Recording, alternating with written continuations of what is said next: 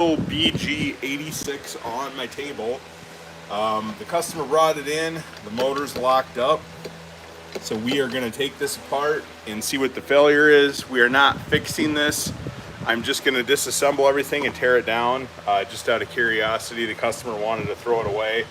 It's not worth fixing, of course. These are $300 new. If you have to buy a short block for these, with the labor, you're pretty close to that $300 anyway. So there's absolutely no point in doing that. But what I will do is tear everything down, show you what I found, and pretty sure what the failure is right here. I can sort of see it. But yeah, let's dig into it and see what it is.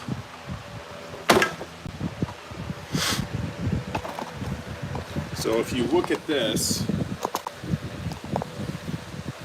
the customer took the recoil with them because they wanted to keep that, but this is locked up. So notice all the oil residue on the bottom of the crankcase.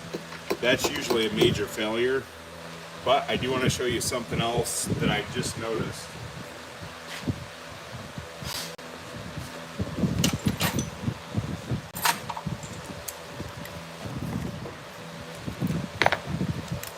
So 13 millimeter socket.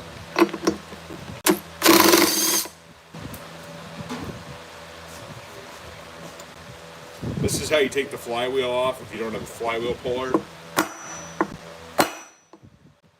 Just a couple nice hard hits right in the center, and that pops right off.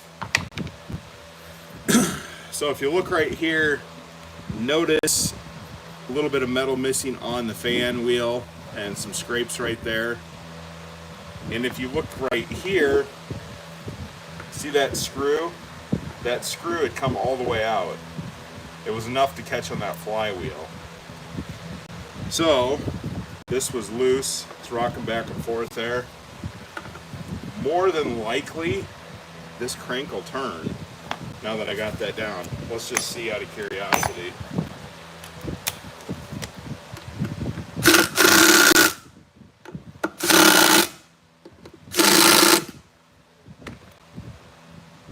Line the key up here on the flywheel. Look at that. I'm live. You want to say hi? So look at that. Turns over just fine. It was just catching on that screw there that backed itself out. This is quite common. I've seen quite a few of these. So just know that if something, for whatever reason, isn't rotating, the first thing, obviously check the pawls on the recoil. Sometimes you get debris in there that jams it up. But the next thing that I would check is take the flywheel off. So you can see where it was catching there. Take the flywheel off, and more than likely one of these screws is backed out. I still think this engine's junk too. All the oil residue. Anytime I see that much oil residue, it's usually caused by a seal leak. But let's just go ahead and disassemble everything. This one's getting parted out anyway, so this will go on my eBay platform. Of course, I'll go through and I'll check everything and service everything. The muffler. A lot of times the screws will break off on these. That one they just didn't tighten down, egged the hole out. Piston doesn't look terrible on that one.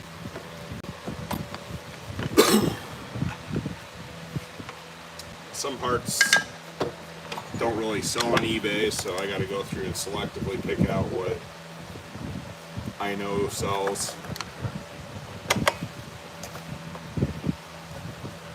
Just think of the parts that you would normally break if you ran it over with a skid loader or something.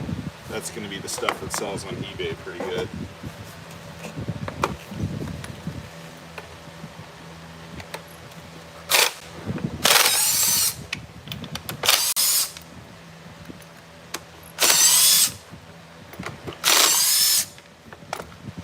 Handle assemblies sell. Triggers. A lot of these different parts will sell.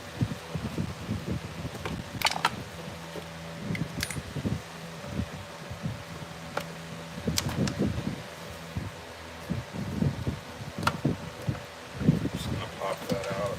Grab a flathead.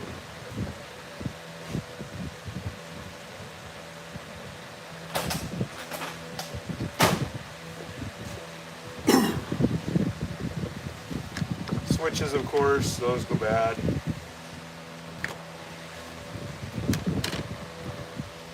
I usually just sell the whole wiring harness.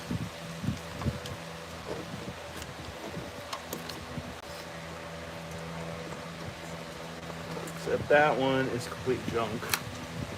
Look at that. Just sort of rotted out there. Let's get the fuel out of this.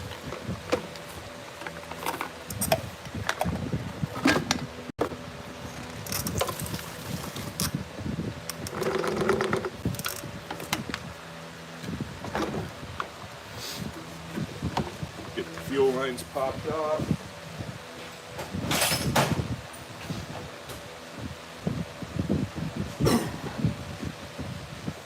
Yeah, moral of the story is check the screws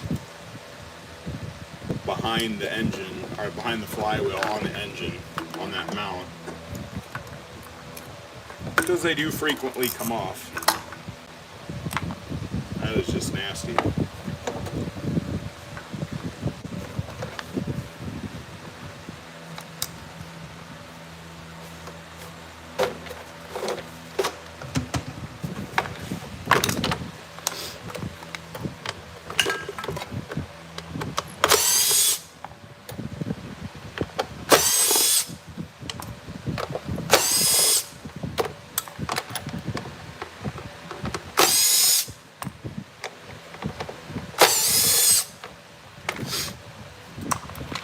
Sometimes people want these fan housings.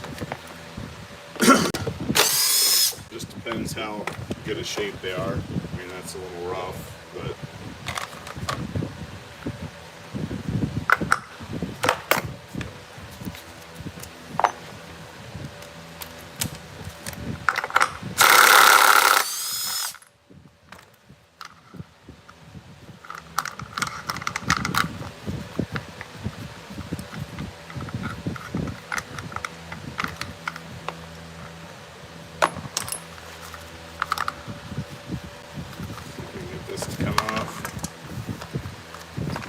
started anyways.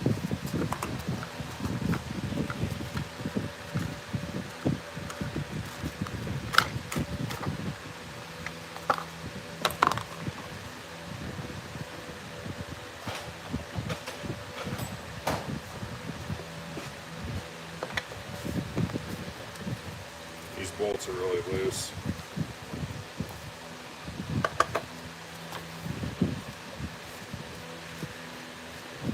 Barely on there at all.